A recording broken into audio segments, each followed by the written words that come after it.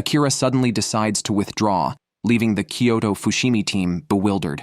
Kotaro pleads with him to stay for the team's sake, as the team is already in disarray because of him. Without him, how can they compete? But now, Akira is breaking down and starting to doubt himself. He claims he has tried everything but still couldn't win the race. Feeling unworthy, he decides to ride back to Kyoto alone, and nobody can stop him. On his way back, he unexpectedly encounters Sakamichi. Sakamichi was just passing by on his way to buy medicine from a pharmacy. Feeling it rude not to greet him, Sakamichi says hello, which Akira finds overwhelming. Trying to escape, Akira speeds up, but Sakamichi sticks with him and even starts a conversation.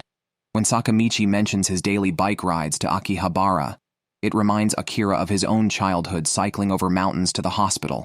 Akira challenges Sakamichi to a race to the pharmacy. If Sakamichi wins, Akira will stay and talk with him. Initially, Akira plans to just shake Sakamichi off and return to Kyoto, but the uphill road is Sakamichi's strength, and Akira can't shake him off. They reach the pharmacy, and although Sakamichi doesn't overtake him, Akira acknowledges his strength. Akira asks why Sakamichi smiles during races. Sakamichi shares that he enjoys the feeling of riding with others, which always makes him happy. Reflecting on this, Akira disappears into the night. The third day of the race is about to start, and Akira is still not back.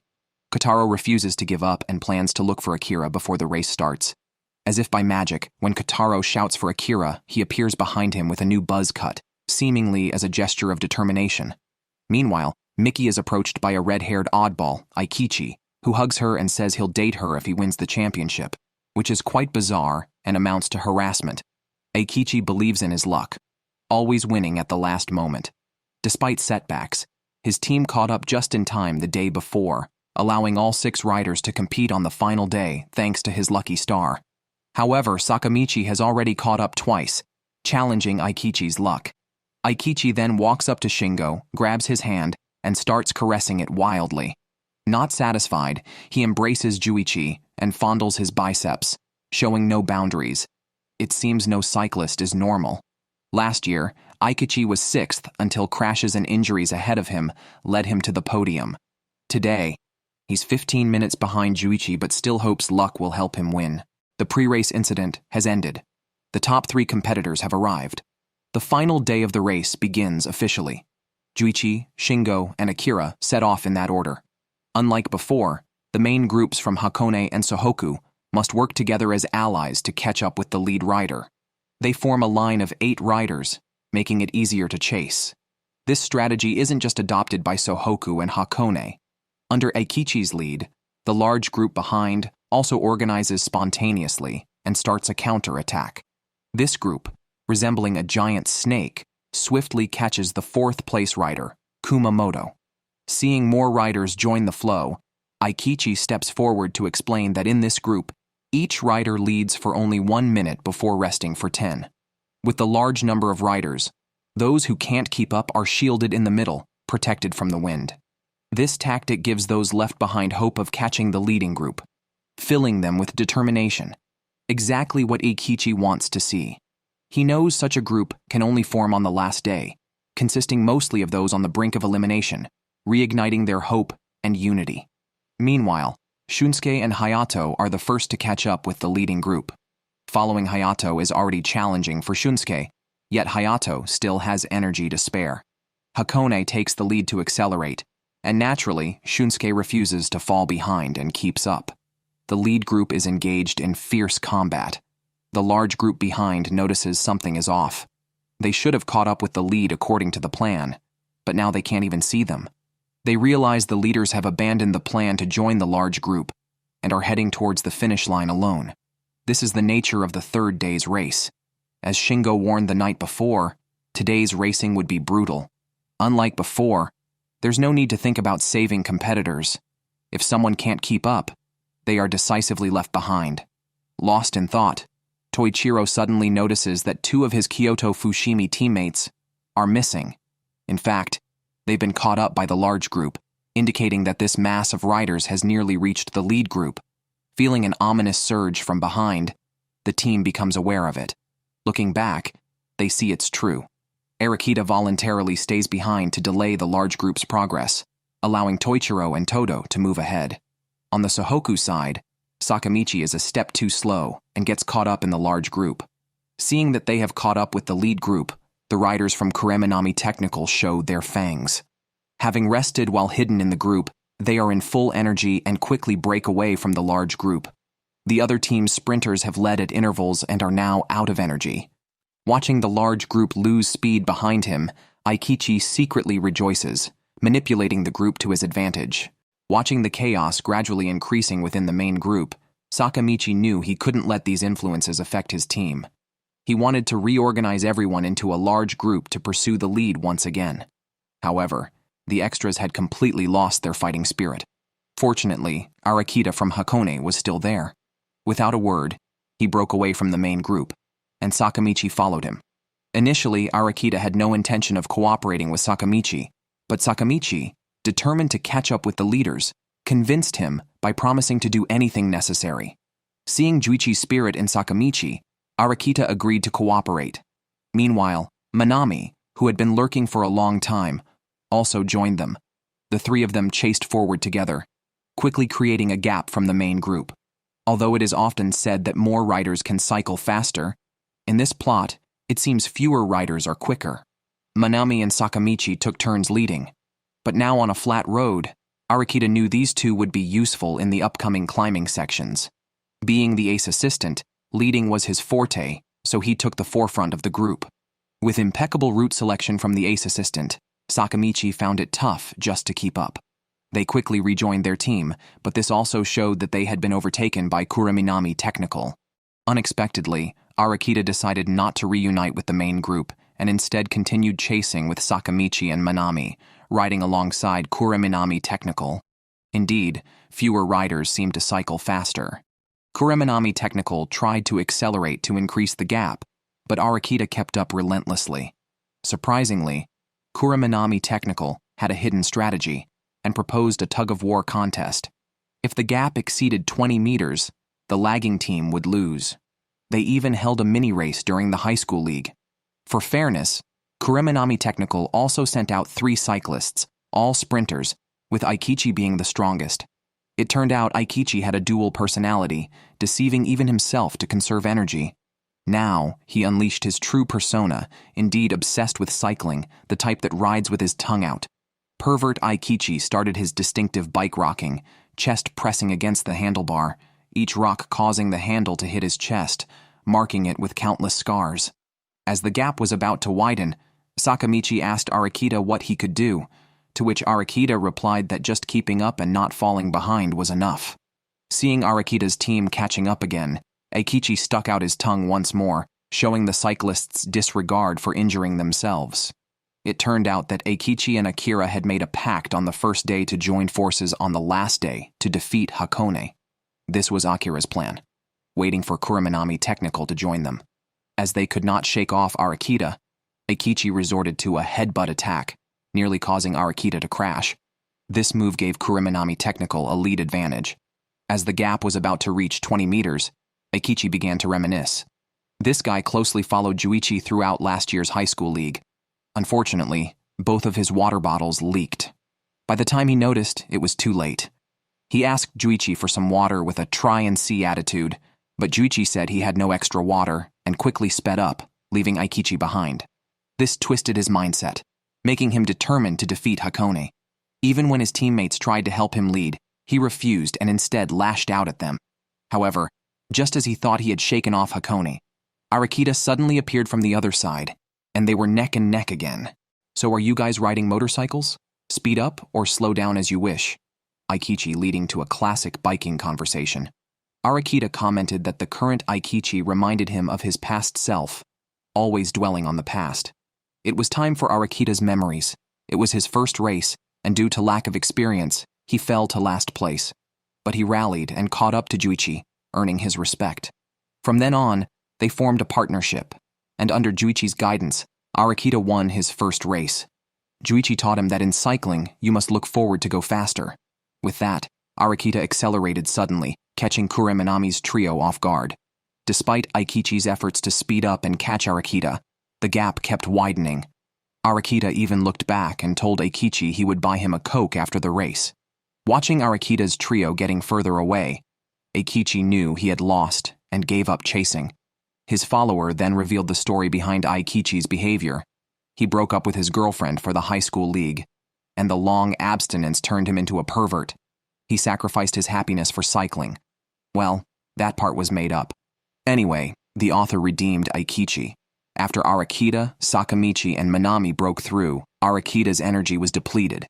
Just when he was about to give up, Sakamichi and Minami supported him, and after a short talk, he was reinvigorated. They also caught up with the main group. Not just Arakita's trio, but the third group from Sohoku and Hakone caught up as well. This worried Kotaro from Kyoto Fushimi, wondering why the Kureminami technical guys weren't helping as promised. But Akira remained calm, stating that their failure to keep up just showed they weren't good enough to be his allies. Next, Akira transforms into a prophet. He predicts that the active guys before him will soon fall behind one by one, abandoned by the team. Now, as they approach the sprint point, unexpectedly, Hayato, with Juichi, surges ahead. However, they are not vying for the title of Sprint King, but are aiming to sprint all the way to the finish line. Sohoku naturally cannot lag behind, with Tadakoro as the ace supporter, leading Shingo to follow suit. The tense atmosphere on the field makes Sakamichi very nervous. Fortunately, Yusuke appears in time, reminding Sakamichi of the hardships he has faced in recent days. Knowing his duty is to lead, Arakita prepares to push until he is spent to give his team an advantage. He pushes himself to the front, ahead of Hayato. From a complete novice, he has become an ace supporter, training 3 times more than others in the past 2 years to see what the high school league Juichi talked about is really like. As they near the sprint point, Arakita finally cannot hold on. He entrusts his will to his teammates, and as Akira predicted, Arakita is the first to fall behind. Sakamichi panics, repeatedly reminding his team that Hakone's number 2 has fallen behind. Shunsuke tells Sakamichi that it was Arakita's choice to ensure the ace reaches the finish, even if it means sacrificing the rest. Sohoku refuses to fall behind. The gap reaches 200 meters.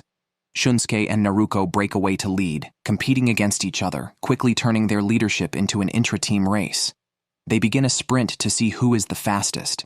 Shingo forcibly explains that their leadership helps shield the larger Tadokoro from the wind. The two are simply competing for victory.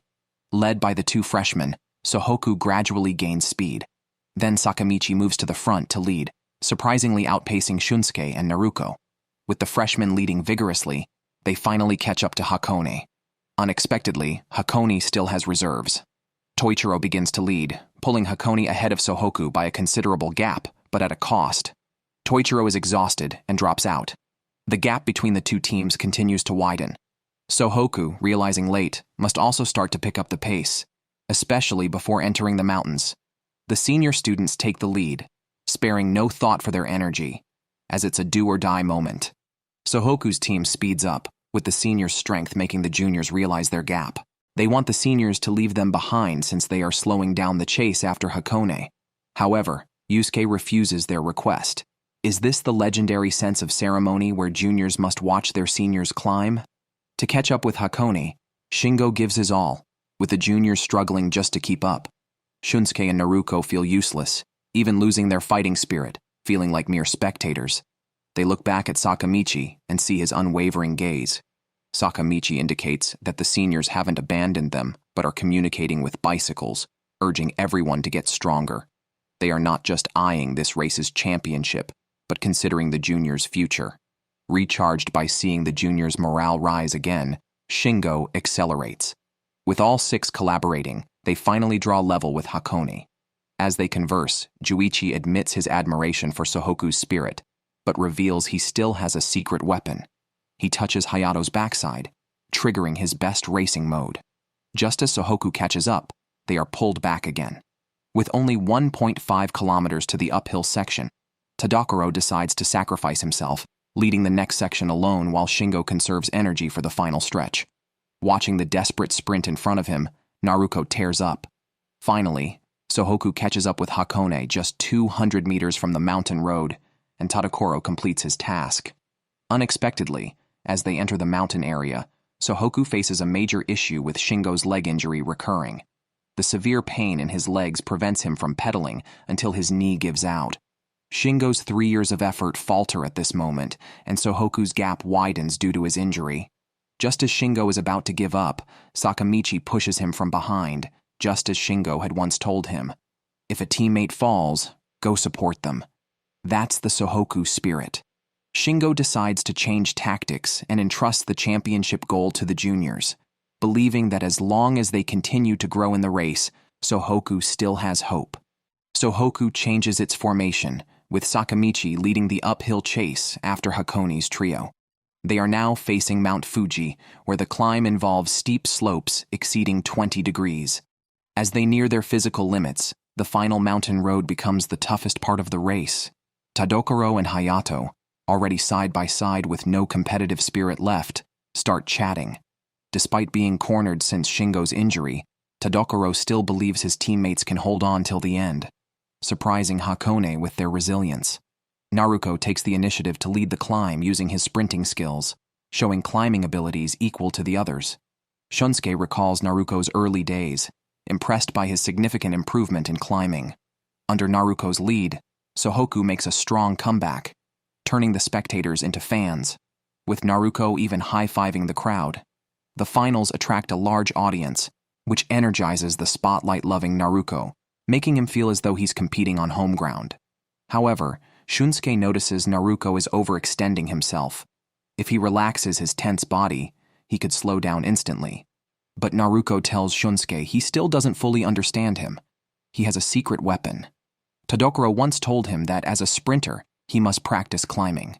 Tadokoro didn't practice because he was too heavy, but Naruko's light weight is perfect for climbing. Despite saying no, Naruko still practiced climbing the next morning. After extensive training, Naruko developed his unique climbing technique, sitting at the front of the saddle and using a rocking motion to climb, saving energy and increasing speed like a sprint. This became Naruko's signature climbing technique. Naruko continues to accelerate, pushing his limits, but refuses to relinquish his lead until he is nearly oxygen deprived and his vision blurs. Still riding on muscle memory because he can't see the road clearly, Naruko hopes Sakamichi will guide him on whether to turn left or right from behind. Even so, he's determined to help his teammates catch up to Hakone. Naruko finally completes his task. He collapsed right by the roadside. We can't let our teammates' sacrifices be in vain. Shunsuke and Sakamichi immediately took over for Naruko. They quickly caught up with Hakone. Juichi posed a soul-searching question. Who is Sohoku's ace? Shunsuke unhesitatingly took on the role of the ace. Since Todo and Yusuke were starting their duel early, the task of finishing fell to Juichi and Shunsuke. Todo launched the first attack. Yusuke followed suit. Unexpectedly, Juichi took the lead. It was a prelude to the ace showdown. Shunsuke's path on the right was blocked by Hakone. To overtake, he scraped past close to the left wall. Despite injuring his arm, he pressed on. With such courage and strength, Juichi dared not underestimate Shunsuke. After a brief collision, the two sides resumed being led by the climbers. Just when everyone thought they would rest, Shunsuke suddenly accelerated again. This time, it wasn't a bluff. He was truly starting his sprint early. With 15 kilometers to go, he wanted to extend his lead as much as possible. Todo tried to catch up to Shunsuke, but Yusuke blocked his path. Realizing he couldn't afford to fall behind, Juichi also broke away from the group and pursued. Now, Shunsuke's momentum was completely different. Becoming the ace boosted his confidence. Unexpectedly, he gradually widened the gap with Juichi. None had foreseen this. This reminded Shunsuke of the simple joy of cycling he had as a child. It had been a long time since he felt this far ahead. Juichi seized the moment Shunsuke was reminiscing to attempt a sneak attack. He tried to overtake, but Shunsuke quickly blocked him. Shunsuke now felt invincible. If he maintained this state, perhaps even Juichi was no match for him. However, at the back of the pack, the long-struggling Akira appeared. Kotaro desperately led for Akira until he crashed from exhaustion. Now Akira seemed to have the best stamina of all the riders. He was ready to join the fight for the championship. Akira had not expected Kotaro to take him up the mountain. Finishing on flat ground would have been enough. Kotaro stated he was maintaining the dignity of an ace assistant. Akira initially wanted to mock him, saying an ace assistant has no dignity. However, now Kotaro was Akira's loyal supporter. He was impressed by Akira's straightforward nature and genuinely wanted to assist him. He wished to see Akira win the championship. He hoped Akira would take his race number to the finish line. It was rather humble. Even a piece of cloth was a burden to Akira, completely meaningless. With Kotaro's help, Akira began his pursuit. While Yusuke and Todo were entangled, Akira suddenly appeared behind everyone. No matter how much he had lagged behind, catching up was still possible, just for the sake of conversation. Naturally, Yusuke couldn't let his plan fall short. He couldn't allow Akira to interfere with Shunsuke up front. The same thought was on everyone's mind. He asked Manami to protect the ace. Yusuke looked back and found Sakamichi was not behind him. Just as he thought Sakamichi had fallen behind, Sakamichi emerged from his other side. He had been following the main group all along, even asking Yusuke if he could overtake here. Manami's climbing ability is also very strong, comparable to Akira at full power. Manami proposed a race with Akira to see who could catch up to the ace first. Manami sped up first, and Akira started in beast mode to chase. Sakamichi was temporarily left behind by them. During a turn, Akira overtook on a narrow inner path, leaving Manami behind. Then, he set a new condition. The loser of this race cannot overtake the winner before the finish line. This made the race a matter of life and death between them. Manami agreed to Akira's terms and immediately began to accelerate. This time, he was even more audacious than Akira, riding off the track and overtaking on the mud. Both initiated a chase, alternating leads and chatting. Manami shared why he felt happy riding, despite it being painful, like dying. Only in such situations did he feel a desire to live, similar to S&M, quite the masochist.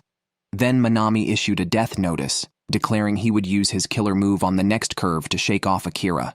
His killer move was to embrace nature, using the same technique from a previous school race, shifting gears just as the wind picked up to leave Akira behind.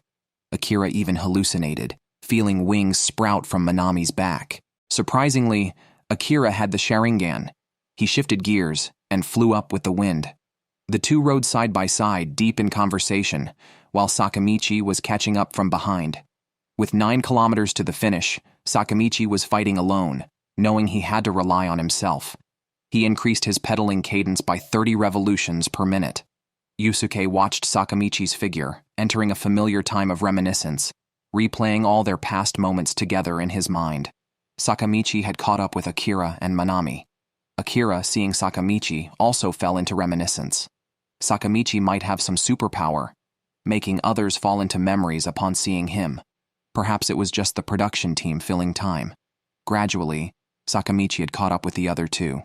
Finally, Akira couldn't stand being controlled by Sakamichi anymore, dashing out with his tongue out. However, Sakamichi had no intention of letting him go, deciding to stop Akira. Sakamichi, along with Manami, surged forward and even overtook Akira. Akira, watching Sakamichi in front, fell into a self-absorbed state of reminiscence. He easily surpassed me in a previous race. How has he become so strong now? Although Sakamichi managed to pass Akira, his technique was too poor to suppress Akira. Without careful attention, he could be overtaken again. For him, the greatest threat was still Manami. Sakamichi, following too closely, lost control on a curve and nearly crashed. Fortunately, he stopped successfully using his foot brake. Remembering his teammates who had sacrificed, he refused to fall behind again. After adjusting, he resumed riding, shouting "Princess," and increasing his pedal frequency. Just when Manami and Akira thought he had fallen behind, Sakamichi reappeared behind them. This time, Akira realized he couldn't shake off Sakamichi. Anyway, as long as he reached the lead group first. With Juichi almost in sight, Manami started to pull away first. However, Akira was waiting for this chance to sprint at the last moment and strike Manami fatally. As Manami was about to catch up with Juichi, Akira also caught up. Although Sakamichi had no tactics, seeing both speeding up, he also accelerated. In the end, the three of them were nearly side by side. It was a lonely ride. Finally, all three surpassed Juichi, who was completely confused, treated by them as the finish line. In the last 5 kilometers, the lead group became 5 people. Unexpectedly, Sakamichi's first words to Shunsuke were an apology, feeling he hadn't completed his mission to stop Akira from catching up. Watching Sakamichi, Shunsuke reminisced. Indeed, Sakamichi seemed to have superpowers. Together, they remembered Naruko, who sacrificed for the team. As agreed, they carried Naruko's spirit to sprint across the finish line. While reminiscing, Akira began to exert force first. However, Shunsuke was completely different from before, immediately blocking Akira. It was his time to redeem himself. Shunsuke started leading again, telling Sakamichi they didn't need teamwork now. Both should aim for the finish line and seize any opportunity to break away. Akira felt humiliated by Shunsuke and began consuming supplies voraciously, even feeling as if he were pregnant, turning into a pregnant alien.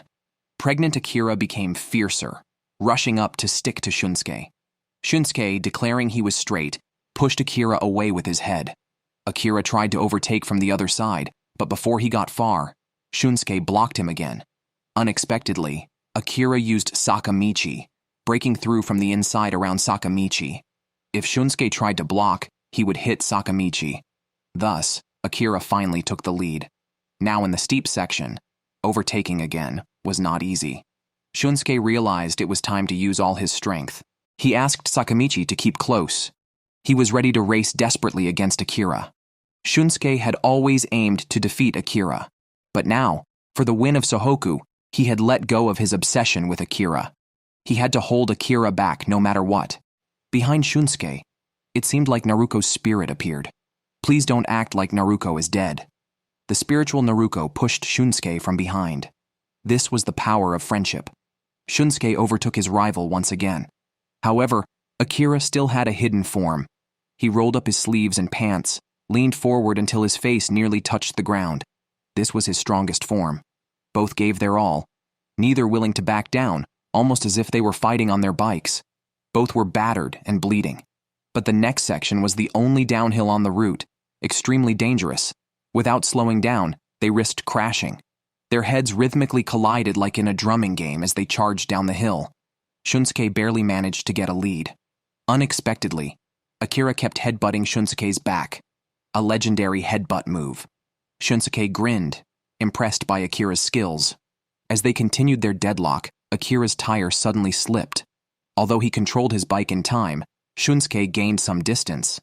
Just as Shunsuke thought he was about to win, his bike made a strange noise. His frame had cracked. Shunsuke panicked for a moment. Akira caught up quickly. Luckily, Shunsuke adjusted. The frame wouldn't fail that quickly. He could still make it to the end. The two resumed their relentless battle. Unexpectedly, Akira's power suddenly cut off, and he gave way. It turned out his left leg had given out, but his desire to win kept him going, even if he had to ride with one leg. However, it wasn't sustainable. Eventually, he collapsed from exhaustion on the roadside. Now Shunsuke led alone, fulfilling the goal his senior had set for him. He had evolved in 3 days, not letting Sakamichi and Naruko's efforts go to waste. With less than 3 kilometers to the finish, a wind blew from behind. Turning back, he saw Manami and Juichi had caught up.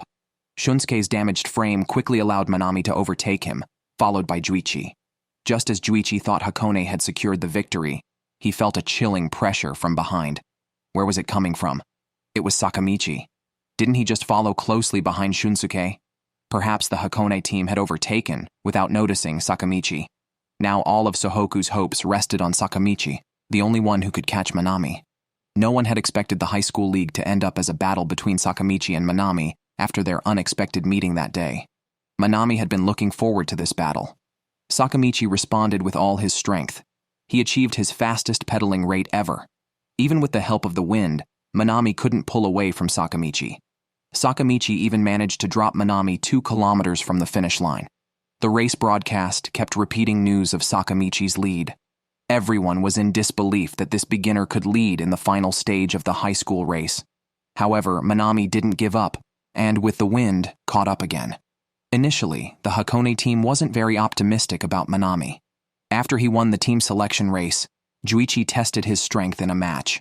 It was found that near the top of the mountain, even without wind, Manami could fly. He was more eager than anyone to see the view from the top. Juichi knew that near the summit, no one could compete with Manami. Unexpectedly, Manami shifted gears while climbing. Each shift made him faster, and Sakamichi started to fall behind. Now Manami was only in 5th gear, which meant he could accelerate 5 more times. Shifting gears makes climbing harder, but it awakened Manami's masochistic spirit. The more he struggled, the more excited he became. However, this riding style was also very hard on his legs. Juichi had told him that the maximum was 8th gear, but now, Manami was completely exhilarated and had shifted to 9th gear, with no intention of stopping. He would not let Sakamichi have the mountaintop. Just as he shifted into 10th gear, Manami's body started to falter. He found he could no longer pedal. His wings shattered, peeling away. It was his first time in 10th gear and his first experience of such immense pain. Yet this ignited Manami's masochistic spirit. In just a moment he got used to the pain and grew new wings. With just 1 kilometer left, Manami surged towards the finish line with a clear lead. Can Sakamichi catch up with Manami at full power in 10th gear? Find out in our next episode.